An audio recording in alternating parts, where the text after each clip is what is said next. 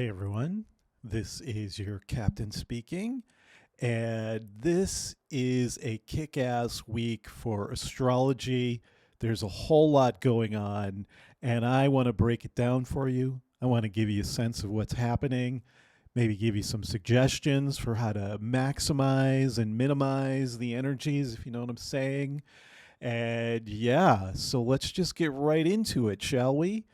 There are several huge alignments happening over the next 7 days. Some of these are happening over a longer term than others, but nevertheless, there's several really big things happening. I'll just list them and then we'll take a look at it, shall we? Uh, First of all, we've got the Jupiter Uranus conjunction, the once in 13-year Jupiter Uranus conjunction, which started to come in last year, is just getting very, very precise now. And it's going to be activated by Moon conjunction joining. So, Moon, Jupiter, Uranus triple conjunction happening next week. We've got that. We got Mercury retrograde happening. We're a few days into that. Always fun, Mercury retrograde. And then we've got a Venus Neptune conjunction, the ultimate alignment of heart openings. At the same time, we've got a Mars Saturn conjunction, which sometimes can be the opposite of heart openings. And then we also have a solar eclipse on Monday that's going to be traveling across Mexico and the United States and up through Canada. If it's going near you, you got to get out and see it if you can. That's the number one priority.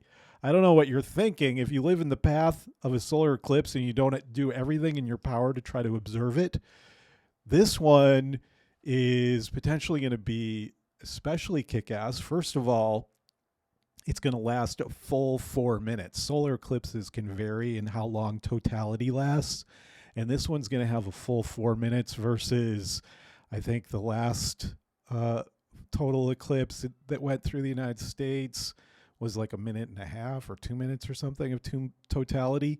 So it's a big, long totality experience. And planets should be visible in the vicinity of the sun. As it disappears, you'll be able to see Jupiter and Venus and Saturn and possibly, I don't know about Mercury. Probably be pretty tough to see Mercury. But there's supposed to be a comet that could be visible with the naked eye. And I'm forgetting the name of this comet. It's got P. Combs or something. I don't remember. Just look it up. Eclipse and eclipse plus comet in your Google search should probably bring it up.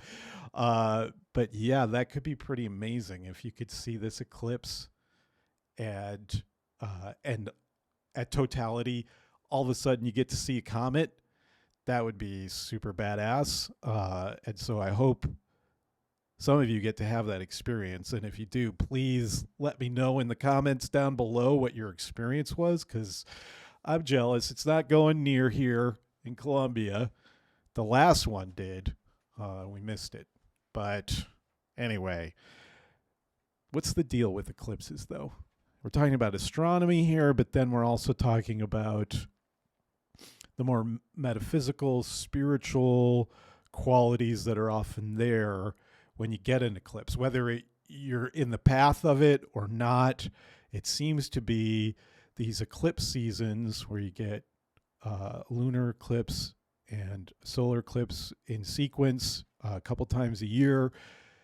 They just seem to be deep times where deep material comes to the surface. It seems to have something to do with the deepest dynamics of karma and ancestry and family. And yeah, it just stirs up all kinds of lunar, like the deep lunar stuff, around home and family and community. So like your most raw, personal, emotional material. And it seems to me often where it connects to family and ancestry and karma. It seems to, just like during a solar eclipse where the sun and all of its light is covered and darkness is revealed. The hidden depths of the sky are revealed, like the unseen comet suddenly reveals itself. It seems like during eclipse season, hidden dimensions of the human psyche are revealed.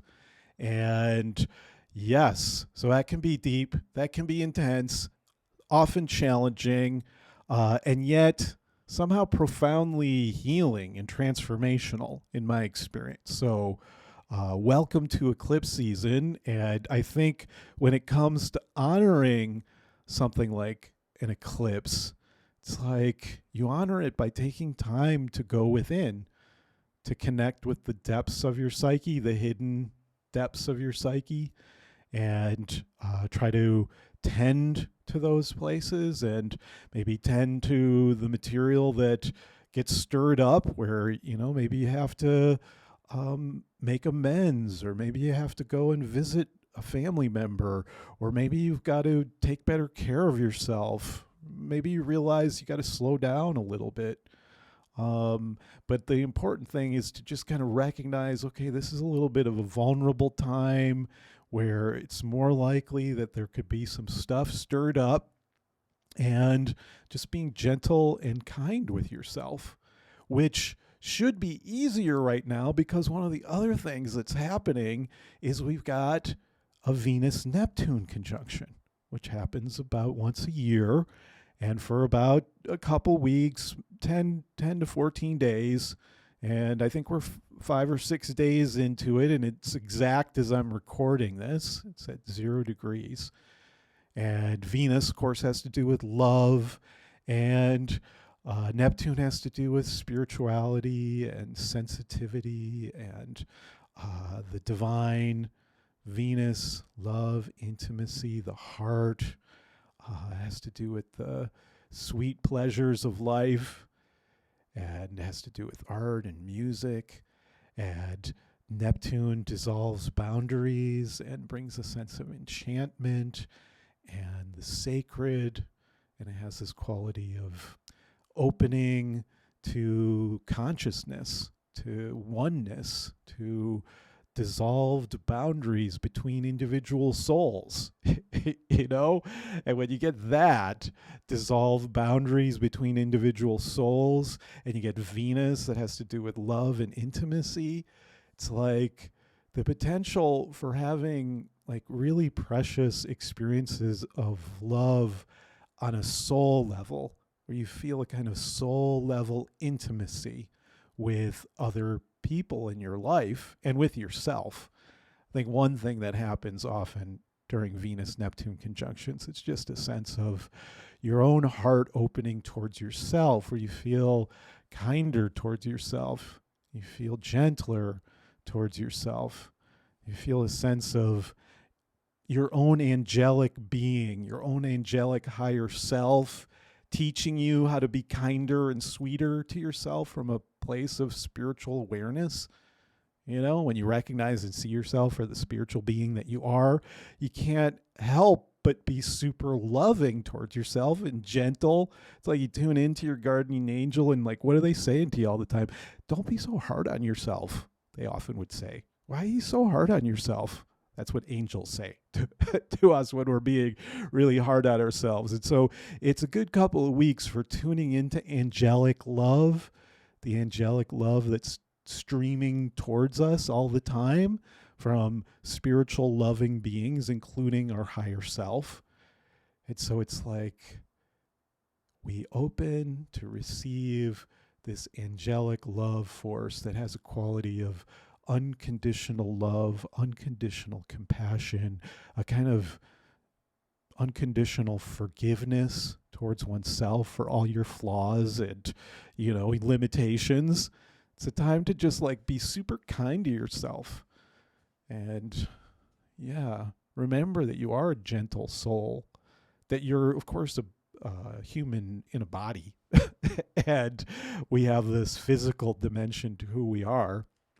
But we can also recognize the soul level of who we are.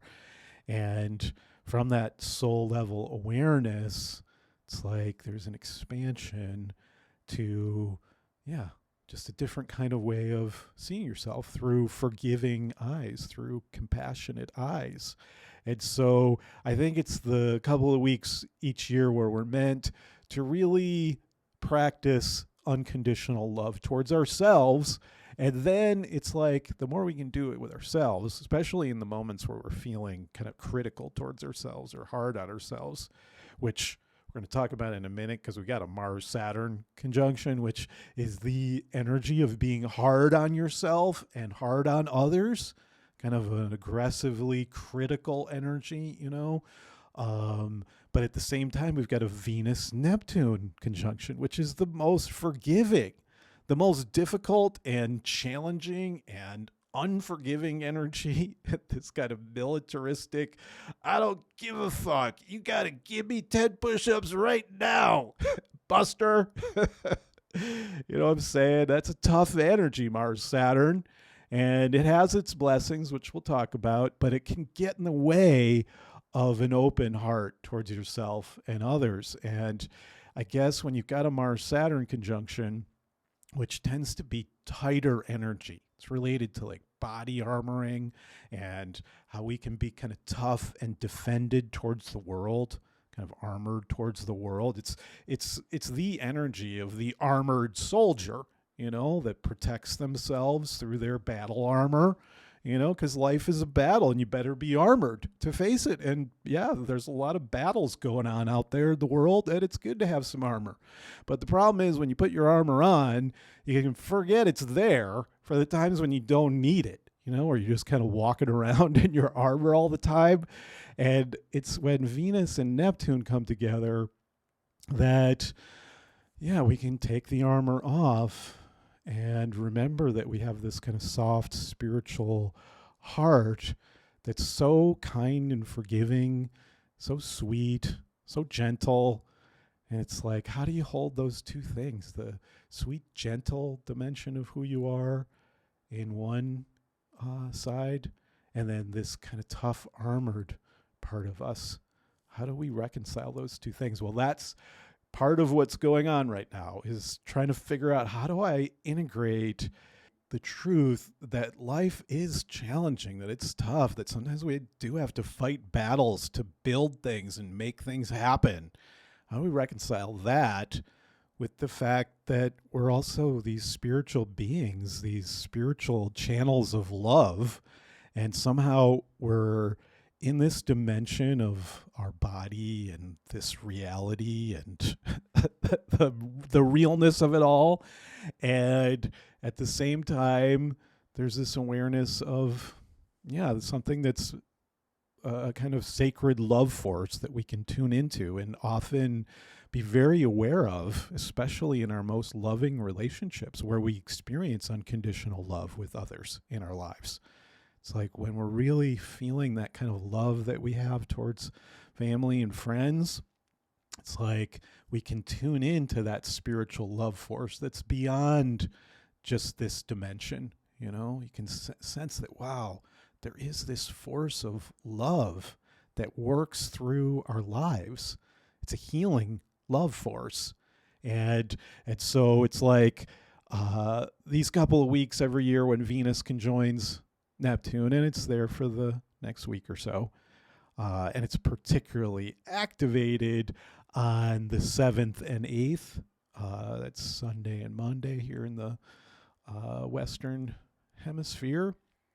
But yeah, the moon will conjoin the Venus-Neptune conjunction, which for me, that's the heart chakra portal each year when the Venus-Neptune conjunction lines up with the moon.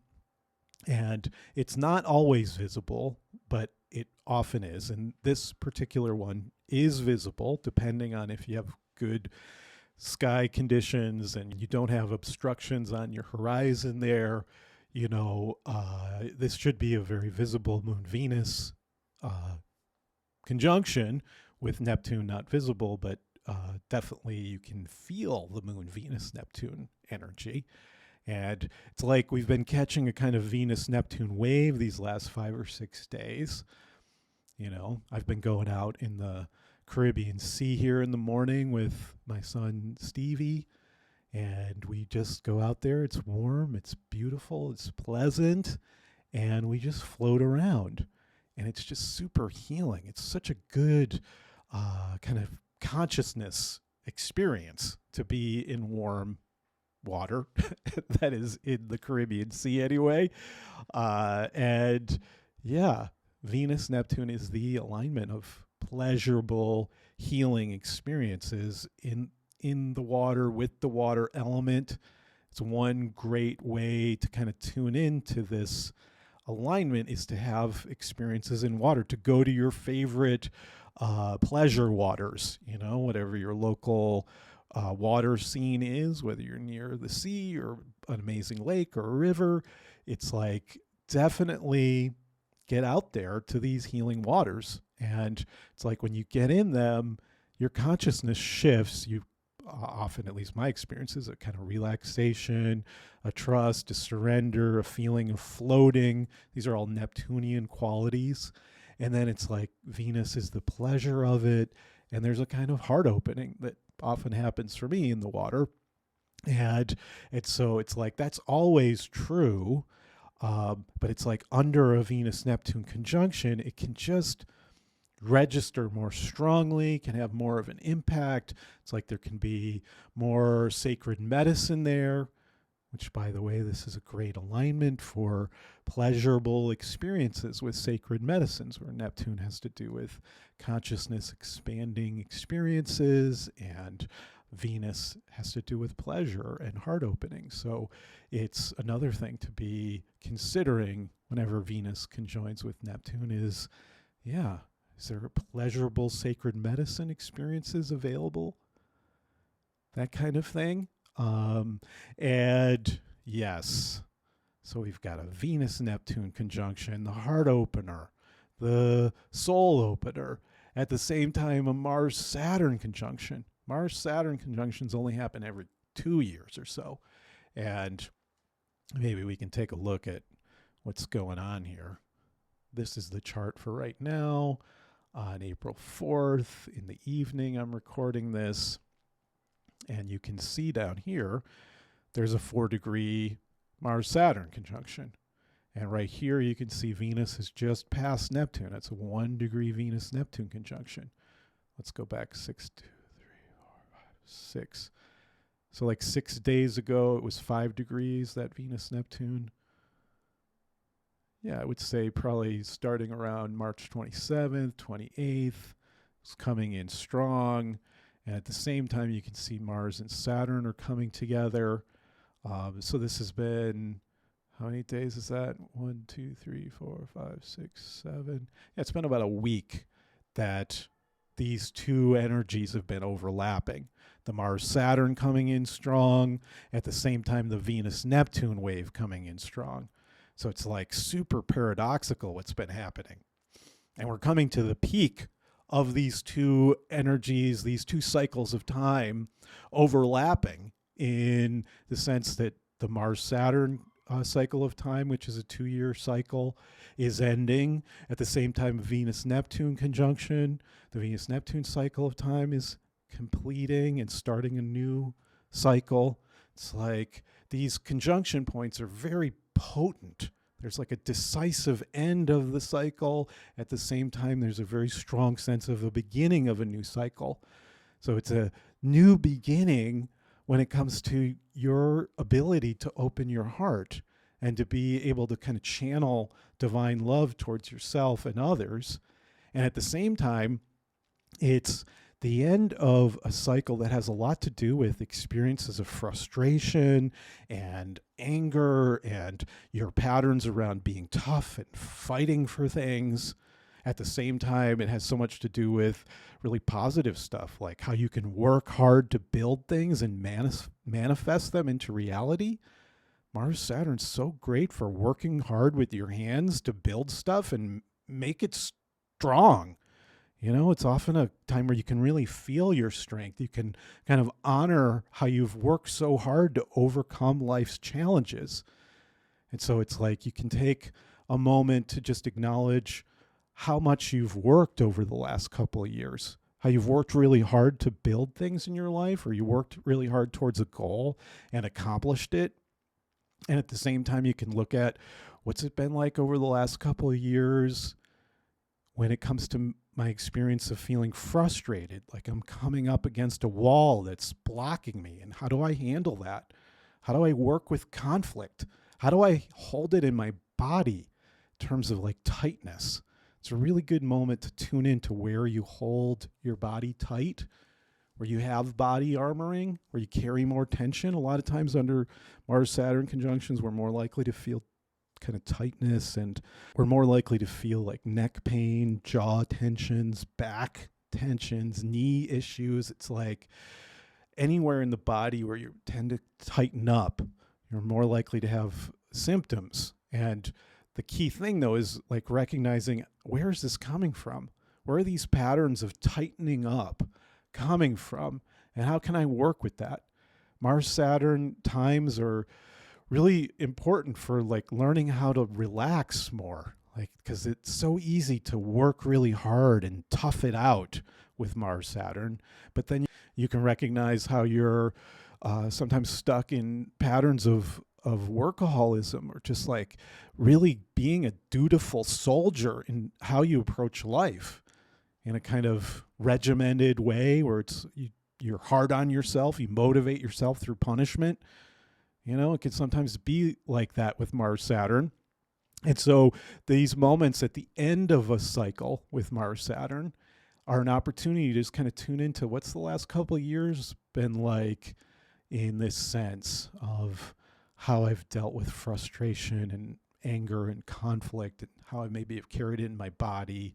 And at the same time, being able to look at yourself and recognize all your accomplishments and the really positive side of Mars-Saturn can be, where you get in touch with your strength, where maybe you've worked really hard physically over the last couple of years. Maybe you've been more disciplined in terms of athletics, and you can recognize, wow, I'm really grateful that I've worked so hard athletically, and really rewarding yourself for that, acknowledging yourself, celebrating yourself for that, while at the same time being able to acknowledge, okay, I have these other patterns that maybe have had some challenging consequences for me, like physically carrying energy in a tight way.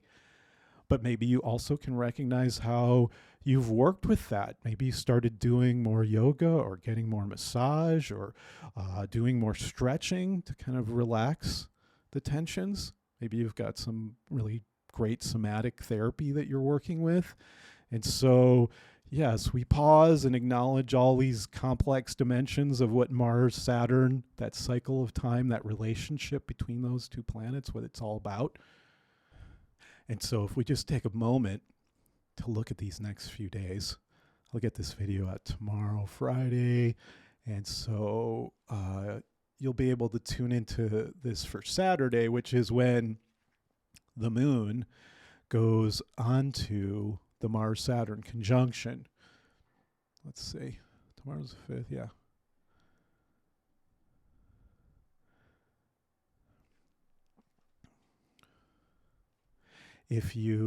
So here's what I recommend. If you've been following my channel for a while, you know that I'm really all about encouraging people to actually get out and see these alignments, to see the visible planets whenever possible, to deepen your intimacy with these planets and their energies through direct eye-to-eye communion, in a sense, you know what I'm saying? And so, yeah, a lot of what I'm naming is visible, like the Mars-Saturn conjunction is visible. I saw it the other morning.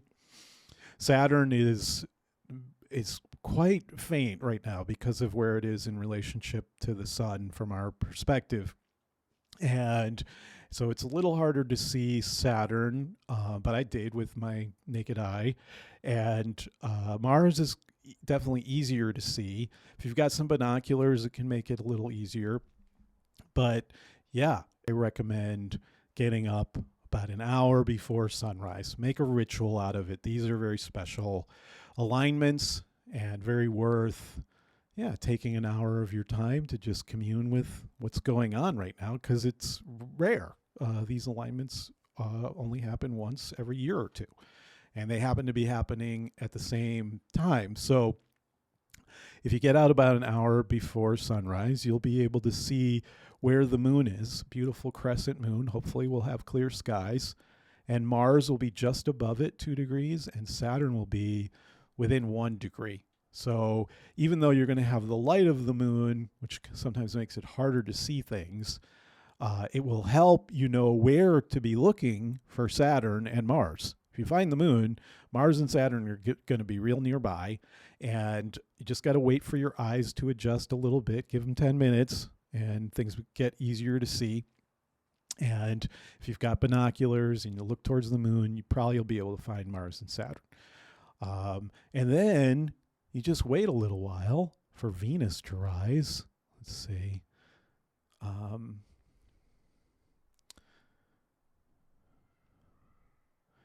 Venus rises at about 5:08. Is that what that says there? 5:06. So yeah, if you get out about an hour before sunrise, which I think this is about what that is. So Mars, the moon, and Saturn will already be up in the sky a bit, and you should soon be able to see Venus there as well. And Venus will be 3 degrees past Neptune on Saturday, but you'll be able to see basically Venus, Saturn, the moon, and Mars. All will be visible. And what happens on Sunday is the moon moves on to Venus. So instead of being right between Mars and Saturn, on Sunday, it's going to be within a couple degrees above Venus, depending where you are in the world. But yes, these are 2 very different mornings of energy. On Saturday morning, it's Moon, Mars, Saturn. On Sunday morning, it's Moon, Venus, Neptune. This is happening because Saturn and Neptune are getting relatively close together. What are they right now? They are at 14 degrees. And this is about when you often see a collective outer planet conjunction, that their energies start to be more palpable. And so this is a big alignment that's going to be really strong in 2025 and 2026. But here in 2024, it's like we're getting this little preview of coming attractions maybe that we could be feeling and tuning into. And I'll do another video on the Saturn-Neptune combination. But it's a profound one, has a lot to do with kind of bringing together, on the one hand, this spiritual energy, this idealism, this sacredness, with Saturn and its reality principle and this worldliness and its groundedness and its existential hard realityness. It's like, how do you get those together? It's like grounded spirituality. It's a kind of grounded idealism. It's a spiritual maturity. It's a spiritual strength. It's a spiritual discipline. It's spiritual mastery. And at the same time, it can bring a kind of poignant sadness or grieving quality or disillusionment or disappointment. So it's a pretty profound energy and initiation that we're all going to be going through these next couple of years, being called towards spiritual mastery and spiritual maturity, grounded visions and whatnot. And we're just kind of moving into it. It's like, my sense is, it's like we can kind of feel it coming in this year. It's not like I would expect really strong versions of it that are happening frequently, but that we might kind of tune in a little bit to it. And so this is what's happening. We're getting the moon going across that Saturn-Neptune conjunction that's 14 degrees away. So the moon's on Saturn for a day, followed by Neptune for a day.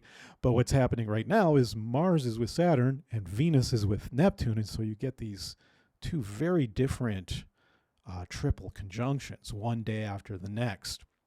And so it's going to be interesting surfing out there is what I'm saying. Saturday waves are different than Sunday waves, I would say. And the likelihood is that yeah, Saturday might have more challenging qualities to it.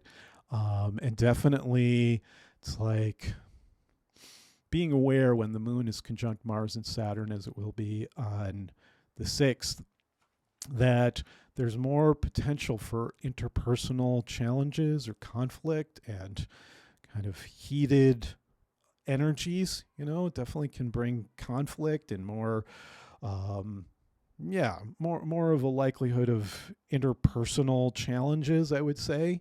More of a potential for actually being like uh, hard on yourself and kind of more of that armoring and kind of tough, tight energy. Whereas when it moves more onto the Venus Neptune on the 7th, that heart chakra portal opens, and it's like it's going to be an interesting experiment to see, is there a shift that happens on the 7th when the moon's more on the Venus Neptune and there's more of the divine feminine energy as opposed to like the armored inner child moon Mars Saturn. Moon Venus Neptune is more the sacred heart opening. It's the angelic love force, the compassion of the divine mother. It's a really big heart opening portal that we can enter into consciously, mindfully, intentionally. And maybe I'll just pause and say that I've intentionally chosen the 7th for the first live meeting of my class Tarot and Flow, and it's not too late to sign up. Love to have you join my crew and my students for the Tarot and Flow experience, and where we're all going to intentionally come together and work with these strong energies, set strong intentions to catch these waves in a very mindful way, where we kind of maximize what's there while at the same time learning these amazing practices of tarot and astrology. It's not too late to sign up. Check out the information box below for a link for all the information that you need.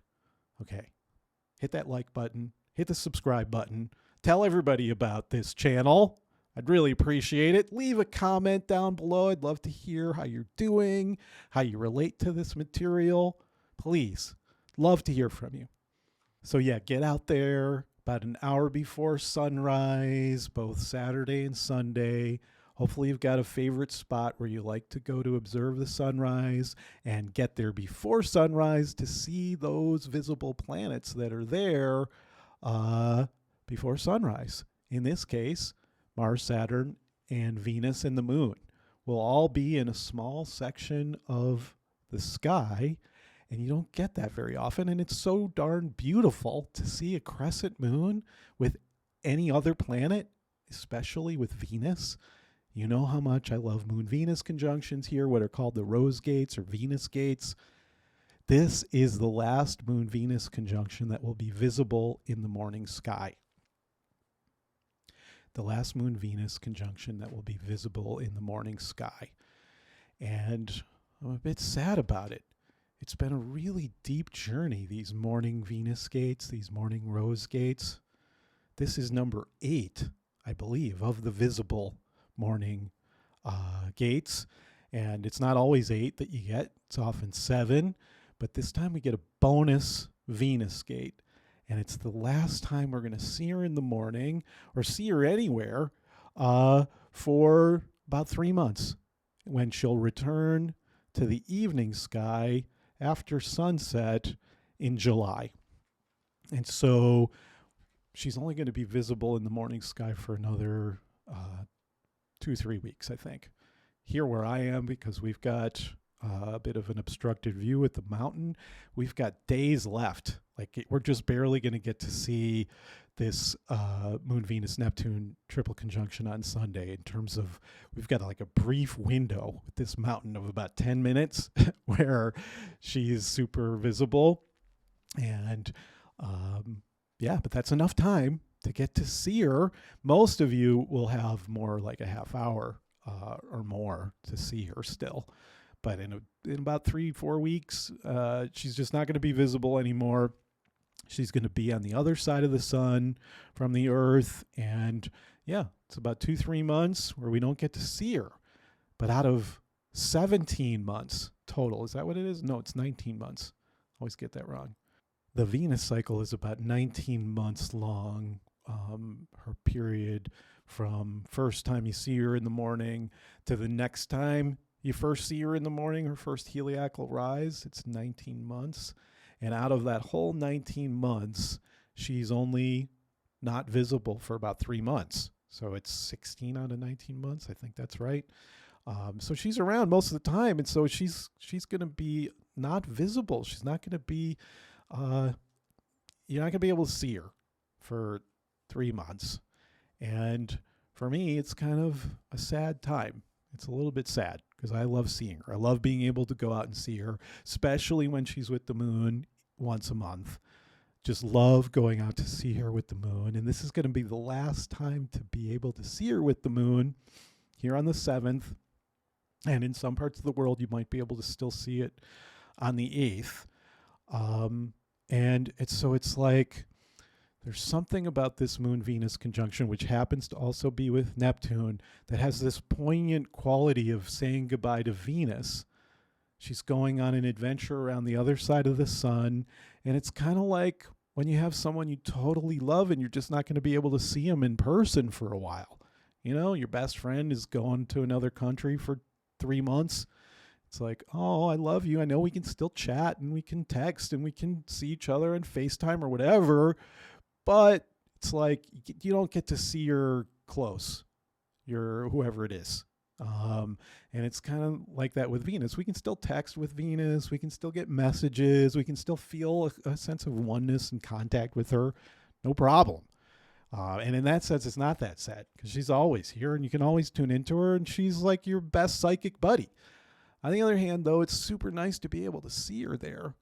And so, yeah, there's something for me about this time, this particular Moon-Venus conjunction with Neptune, where it's like tuning into the love that exists even when you're not able to see someone you love.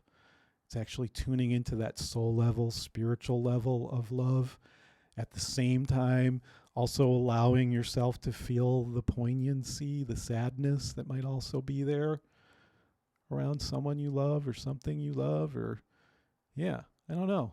It's going to be an interesting one to just kind of tune into and find your own experience with. And I want you to leave a message for me down in the chat. Tell me what your experience of this last Moon-Venus conjunction and kind of saying goodbye to Venus, how that might correspond to something in your life, and maybe how you're able to kind of connect with Venus on a spiritual or psychic level with the Neptune involved that makes it easier to say goodbye to her, perhaps. So, yes. I definitely say you should ritualize the moment, make an altar, do some prayer, make some offerings, express your gratitude for Venus, for all the blessings of these morning visitations that we've been experiencing the last 6-7 months. And maybe just, taking a moment to give thanks for your relationship with Venus and with the moon and with Neptune and with the sky. Yes. So I hope you'll get out there. And then what else? What else is there? Of course, there's Mercury retrograde, which makes things always interesting. All kinds of plot twists with Mercury retrograde.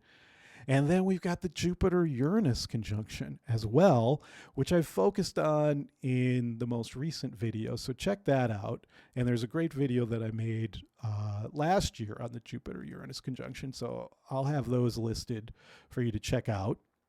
But Jupiter-Uranus, look how tight they're getting here. They're within 3 degrees in the 7th. And so this Jupiter-Uranus season is kind of peaking. It's climaxing over these next 2 months, basically. And so this is the time to really be tuning into the happy trickster in your life who opens up unexpected opportunities and where you get to fly high and see new perspectives and new timelines and abundance that you didn't know was there. And where maybe you start to feel some relief of pressures that you've put upon yourself. Maybe with that Mars-Saturn, how you can kind of tighten up and be armored. Having that really emphasized right now might make it even more palpable, where you've got the Venus Neptune heart opener. At the same time, you've got the Jupiter Uranus, which is all about breakthroughs and sudden expansion of possibilities, the happy plot twists of life. I think with that Jupiter Uranus conjunction, it's all about trusting in miracles, trusting in magic, trusting that sometimes really amazing things happen in life, but you have to you have to believe in the miracles, I think, to be able to see them, to see those miraculous opportunities and to participate in them. You got to somehow believe in the amazing possibilities of life.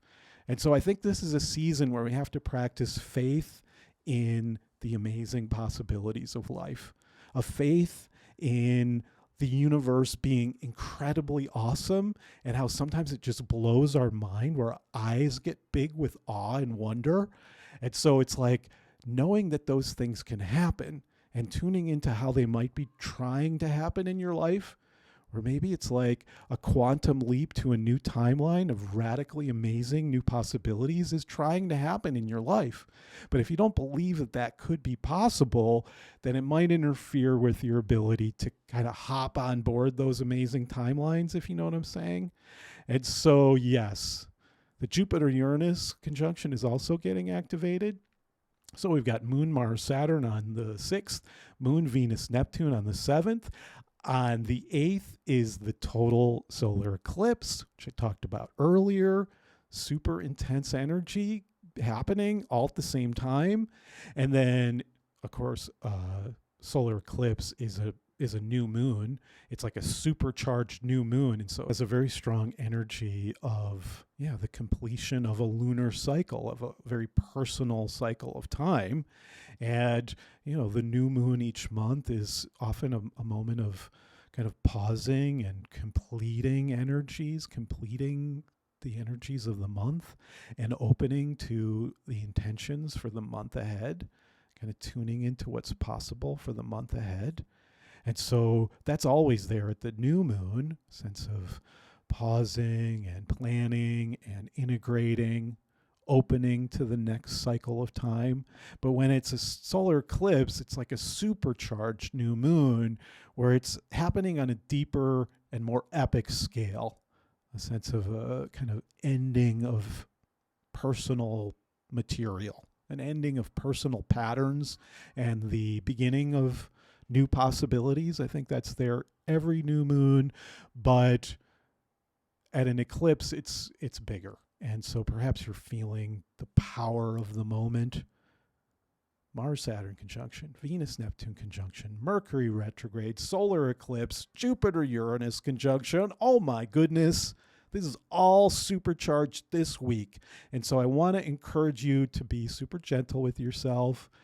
Mercury retrograde times sometimes are just wild. Just feels like your mind's not working like it usually does. You may be having to review things, rethink things, pause for poise. You know what I'm saying? Just kind of be gentle with yourself when it comes to, oh my goodness, I have a tech issue. Oh my goodness, that email didn't get to where I was hoping it would. And just being super gentle with yourself around all of this, and letting things be kind of trickster weird, and letting yourself open to unexpected plot twists. Mercury retrograde often brings plot twists just on its own. And then you get the Jupiter-Uranus conjunction at the same time, which is the combination of big plot twists that you didn't see coming, that have some real joyful abundance to them. And so, yes, Sun-Mercury conjunction in the middle of the Mercury retrogrades coming up here. Let's take a couple days ahead here. Where's that? Here's the new moon on the 9th. The first visibility of the new moon, I think, is on the 9th. And you can see the Sun-Mercury conjunctions coming in here. When Mercury is exactly conjunct the Sun, that's basically when Mercury is closest as a planet to the Earth. And every time Mercury conjoins the Sun in this position, conjunct basically conjunct the Earth. Mercury comes closest to the Earth. It's a kind of sacred holiday of Mercury, and it's a time to connect with what is Mercury all about. It's about our minds, it's about communication, it's about our thoughts. It's a time where we are meant to like take a vacation from our ordinary patterns of thought and to kind of take a closer look at our patterns of communication and to maybe open to new things happening in these areas, you know, where new thought patterns come in, new communication patterns come in, where you let things get weird for a little while. You know what I'm saying? I think you got to let things get weird this week. All right. Let it get freaky. Let it get weird. And yes, here you can see on April 11th that the moon conjoins the Jupiter Uranus, and that will be visible. Let's just take a look at this, and this will be the last thing.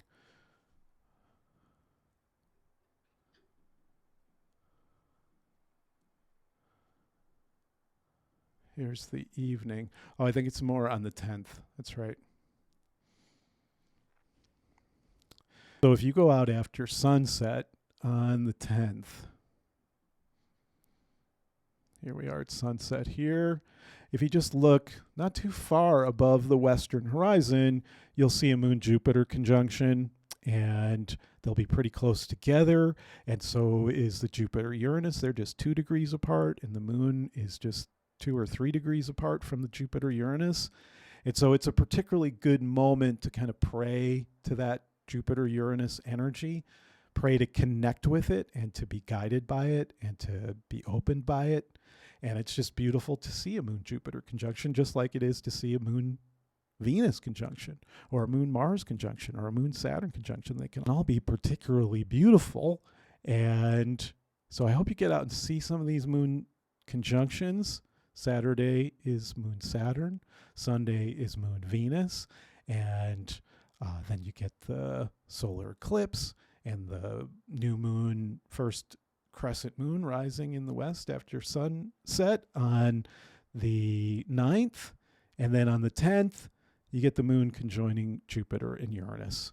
And so I hope you have some amazing sky watching experiences. I hope you have some amazing sky communion experiences. I hope you pray to the sky and you receive guidance and support and love. And yeah, there's lots of amazing astrology for the next 2 months. And so I'll be back sharing more. The peak of it all is in May when the Sun and Venus conjoin the Jupiter-Uranus. And we're going to really look at that. But just know that we're catching waves now that are about setting things up for May when we're really going to have fun. When we're really going to have fun and you're going to get out and have some of the most pleasurable experiences of your life. And so if you set things up well here in April, May could be super amazing. Okay, everybody, sending so much love, blessings, love, light.